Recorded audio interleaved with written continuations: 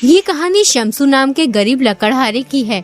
शम्सू अपनी पत्नी गोपी के साथ रहता था। शम्सू का जीवन बहुत ही मुश्किलों से भरा हुआ था।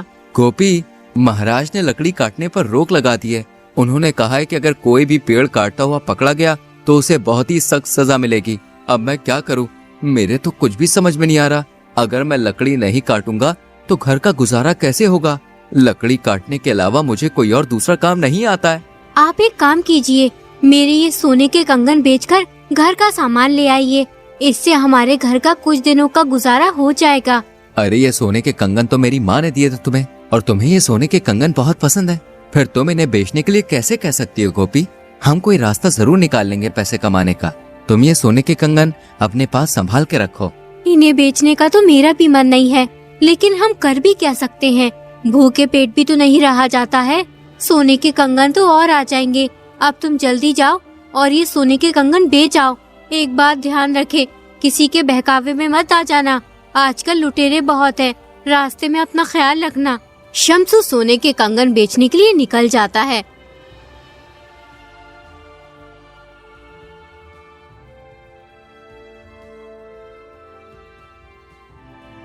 रास्ते में उसे भानु नाम का आदमी मिलता है। वो शम्सू से कहता है, अरे क्यों भाई शम्सू, इतनी जल्दी में कहाँ जा रहे हो? लगता है किसी जरूरी काम से जा रहे हो। हाँ भाई भानु, मैं एक जरूरी काम से जा रहा हूँ।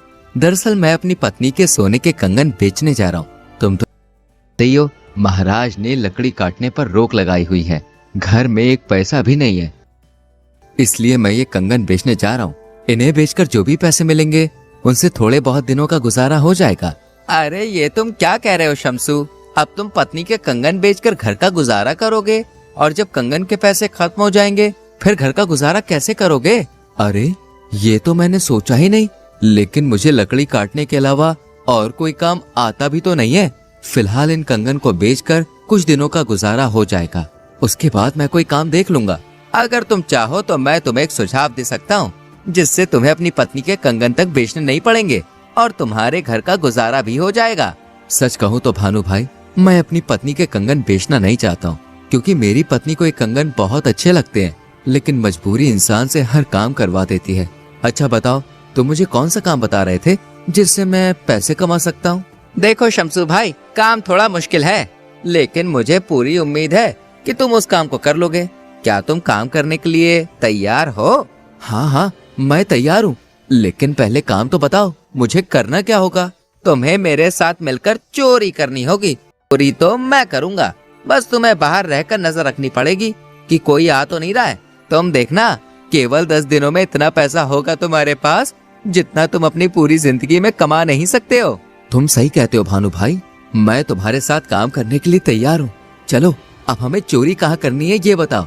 शम्सू चोरी करने के लिए तैयार हो जाता है। दोनों चोरी करने निकल पड़ते हैं। रास्ते में उन्हें एक आदमी दिखता है जो हाथ में झोला लिए आ रहा होता है। भानु शम्सू से कहता है, अरे देखो, सामने से वो आदमी आ रहा है। तुम्हें उसे अपनी बातों में फंसाना है और यहाँ वहाँ की बातें करनी है। उतने में ही मैं इसका झोला चुरा लूंगा। अब मैं उस पेड़ के पीछे छुप जाता हूँ, तुम उसे अपनी बातों में लगाओ।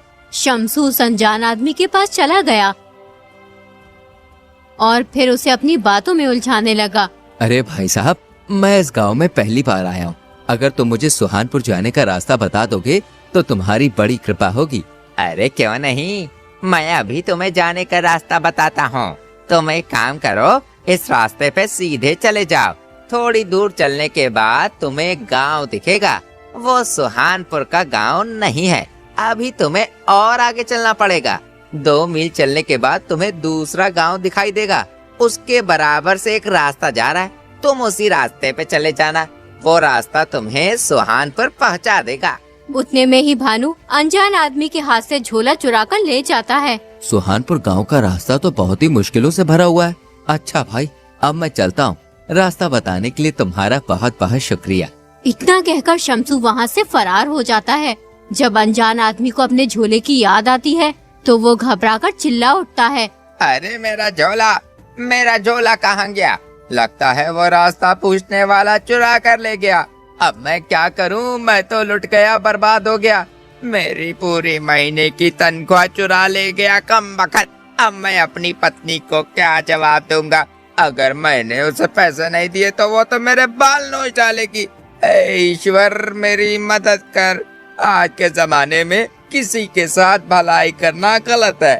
भानु और शम्सू थोड़ी दूर जाने के बाद उस झोले को खोलते हैं। उस झोले में बहुत सारे पैसे निकलते हैं। देखो भाई, मैंने तुमसे कहा था, कितने सारे पैसे हैं। इतने की तो तुम्हारी पत्नी के कंगन भी नहीं बिकते। अब इन पैसों में से आधे तुम्हारे और आधे मेरे। याद रखना, आज रात हम अमीर चंद के घर में चोरी करेंगे। अच्छा, अब मैं चलता हूँ। भानु शम्सू को आधे पैसे देकर चला जाता है। शम्सू भी अपने घर की ओर निकल जाता है।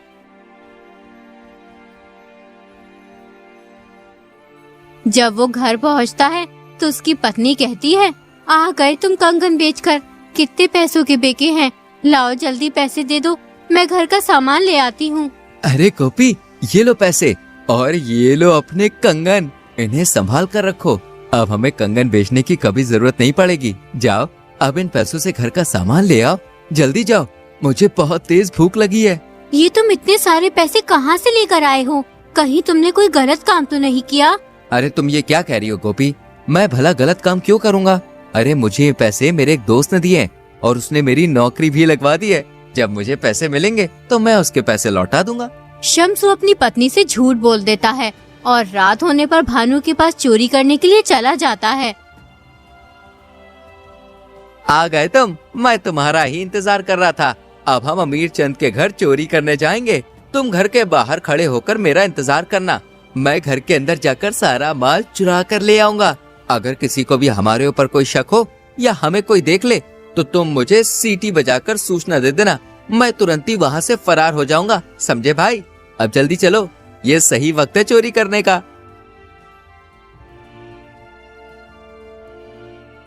भानु घर के अंदर चोरी करने चला जाता है, जबकि शम्सू चौकन्ना होकर चारों ओर अपनी नजर गाड़े रखता है। तभी शम्सू की नजर एक बांसुरी पर पड़ती है। अरे वाह, कितनी सुंदर बांसुरी है। मैं बचपन में बांसुरी से कितना खेला करता था। मैं कितनी अच्छी बांसुरी बजाया करता था। खैर, अब तो मैं बांसुरी बजाना भूल गया हूँ।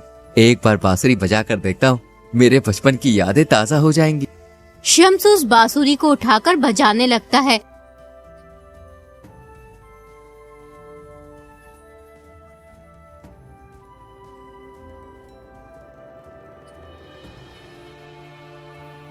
बांसुरी की आवाज सुनकर कुछ गांव वालों की आंख खुल जाती है और भानु भी घबराने लगता है। अरे ये कौन बेसुरा है जो इतनी रात को बांसुरी बजा रहा है? लोगों का सोना हराम कर रहा है। ये मुझे मरवा के ही छोड़ेगा।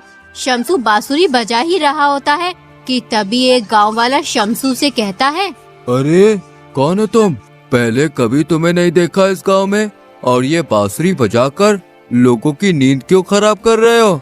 लगता है हमारी चोरी का गांव वालों को पता चल गया। अगर मैं चोरी का माल बाहर लेकर गया तो गांव वाले मुझे बहुत पीटेंगे।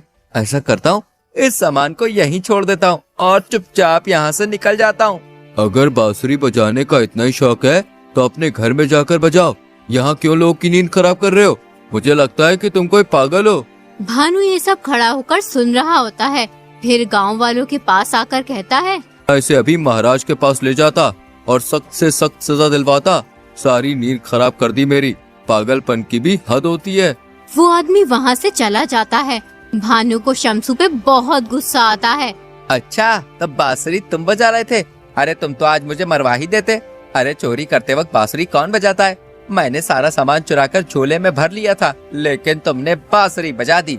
मुझे वो सामान वहीं छोड़ना पड़ा। तुम्हारी बांसुरी की वजह से आज मुझे बहुत नुकसान हुआ है।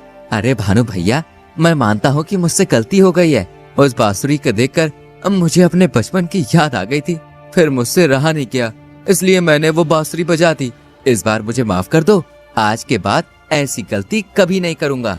ठीक है, इस बार मैं तुम्हें माफ कर देता हूँ, लेकिन अगर दोबारा तुमने ऐसी कोई हरकत की तो मैं तुम्हें अपने साथ नहीं लेके जाऊंगा। समझे?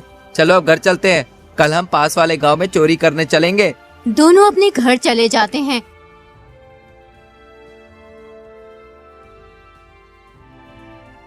और रात होने पर दोबारा चोरी करने निकल जाते हैं।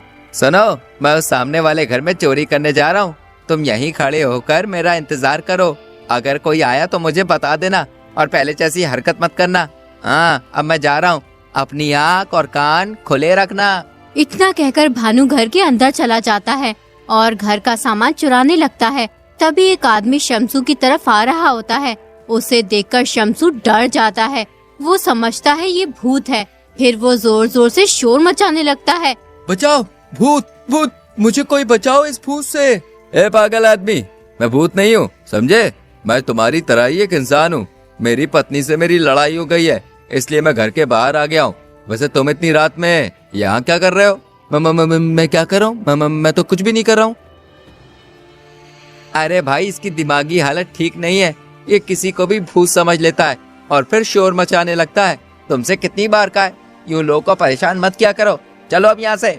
दोनों वहाँ से चले जाते हैं। तुम किस किस्म के आदमी हो? मन कर रहा है कि मैं तुम्हारा सर फोड़ दूं। तुम्हें वो जीता जागता इंसान भूत दिखाई दे रहा था। अरे आज मेरे हाथ बहुत सारा माल लगा था, वो सब मैंने झोले में भर लिया था, लेकिन तुम्हारे चीखने चिल्लाने की वजह से मुझे वो झोला वहीं छोड़ना पड़ा। अगर तुम नहीं चिल्लाते तो आज मैं बहुत अमीर हो जाता। मेरी मत मारी गई जो मैं तुम्हारे जैसे अहमक आदमी को अपने साथ लेकर आया। तुम्हारी वजह से मैं 2 बार नाकाम हो गया हूँ। आज के बाद तुम मेरे साथ मत आना, वरना किसी दिन मैं पकड़ा जाऊंगा। शमसू अपने घर चला जाता है और सारी बात अपनी पत्नी को बताता है। तुमने तो मुझसे कहा था कि तुम कोई गलत काम नहीं कर रहे हो। क्या चोरी करना सही काम है? गोपी, मुझसे बहुत बड़ी भूल हो गई। मैं कसम खाता हूँ कि आज के बाद कभी भी कोई गलत काम नहीं करूँगा और ना ही कभी उस भानु के साथ रहूँगा। शमसू चोरी का काम छोड़ देता है और एक बनिए की दुकान पर मजदूरी का काम करने लगता है, जबकि भानु चोरी का काम नहीं छोड़ता। पहले तो वो छोटी मोटी चोरी किया करता था, लेकिन अब वो लुटेरा बन गया था। आते जाते लोगों को लूटने लगा था। ए बूढ़े, क्या इस झोली में? जो भी है मेरे हवाले कर दे, वरना मैं तेरी जान ले लूंगा। लाला, जल्दी से झोली मेरे हवाले कर दे। बेटा, मैं बहुत गरीब हूँ, मुझे मत लूटो। मैंने सारी जिंदगी कमा कमा कर थोड़े बहुत पैसे जमा किए अपनी बेटी के शादी के लिए। अगर ये पैसे मैंने तुम्हें दे दिए तो उसकी शादी नहीं हो पाएगी। ए बूढ़े, ये कहानी मुझे मत सुना। मैं तेरी इस दर्द भरी कहानी से बहकने वाला नहीं हूँ, समझा? चुपचाप ये झोली मुझे दे, वरना अभी तेरा सर धड़ से अलग कर दूंगा। वो बूढ़ा आदमी भानु की बात सुनकर डर जाता है और अपनी झोली भानु को देकर चला जाता है। भानु झोली को लेकर अपने घर पहुंचकर अपनी पत्नी से कहता है, आज तो मेरे हाथ बहुत सारा माल लगा है। आज एक बुढ़े को लूटा था, उसने अपनी बेटी की शादी के लिए पैसे जमा किए हुए थे। अरे मैंने उससे वो सारे पैसे लूट लिए। चलो अब जल्दी से मेरे लिए लजीज सा खाना बनाओ। ये बात भानु का बाप सुन रहा होता है। वो भानु के पास आकर कहता है, बेटा, तू ये लूट मार कब छोड़ेगा? चोरी लूट मार से कभी किसी का भला नहीं होता। तू उस गरीब बुढ़े के पैसे छीन के लाया। उसने कितनी मेहनत से अपनी बेटी की शादी के लिए रुपए जमा किए होंगे और तू उन्हें एक पल में उससे छीन लाया। पिताजी, आप मुझे राय मत दीजिए, मैं जो कर रहा हूँ सही कर रहा हूँ। अरे आज के जमाने में मेहनत से किसी का भला नहीं हो सकता। लाखों लोग हैं जो दिन रात मेहनत करते हैं, लेकिन उन्हें सही से 2 वक्त का खाना भी नसीब नहीं होता। फिर मैं मेहनत मजदूरी क्यों करूं? देखो, एक ही पल में कितना सारा माल लूट लाया हूँ। इससे मेरे 10 दिन का गुजारा आराम से हो जाएगा। देखा पिताजी, लूट मार करने का कितना फायदा है। अरे आज के बाद आप मुझे अपनी राय मत देना। अब मुझे बहुत तेज भूख लगी है, मैं खाना खाने जा रहा हूँ। आओ तुम भी मेरे साथ खाना खा लो। उधर वो बूढ़ा आदमी राजा के पास पहुंच जाता है। महाराज, मैंने बड़ी मुश्किल से अपनी बेटी की शादी के लिए थोड़े से पैसे इकट्ठा किए थे, लेकिन एक लुटेरा मेरे से पैसे छीन कर ले गया। कौन लुटेरा तुम्हारे पैसे छीन कर ले गया? किसकी इतनी जरूरत है जो हमारे राज्य में लूट मार कर रहा है? उस लुटेरे ने तुम्हें कहाँ लूटा था? महाराज, मैं पास वाले गांव के जंगल से होकर अपने घर जा रहा था। एकदम वो लुटेरा पता नहीं कहाँ से आ गया और मुझे पकड़ लिया। मुझे जान से मारने की धमकी दे रहा था। वो कह रहा था कि या तो अपना सारा धन मुझे दे दो, वरना तुम्हारा धड़ से अलग कर दूंगा।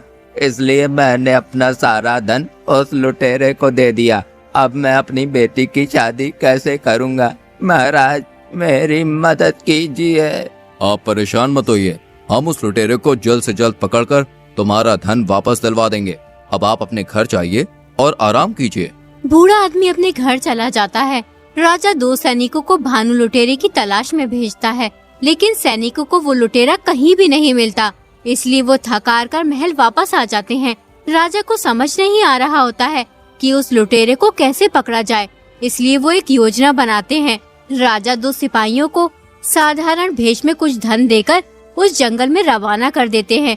जैसे ही भानु की नजर सैनिकों पर पड़ती है तो वो सोचने लगता है, आज तो तेरी किस्मत ही खुल जाएगी भानु।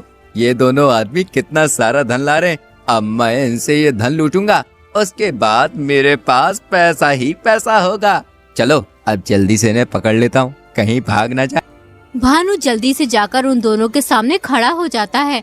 अगर तुम दोनों को अपनी जान प्यारी है तो ये सारा धन मुझे दे दो, वरना अभी तुम्हें ऊपर पहुंचा दूंगा।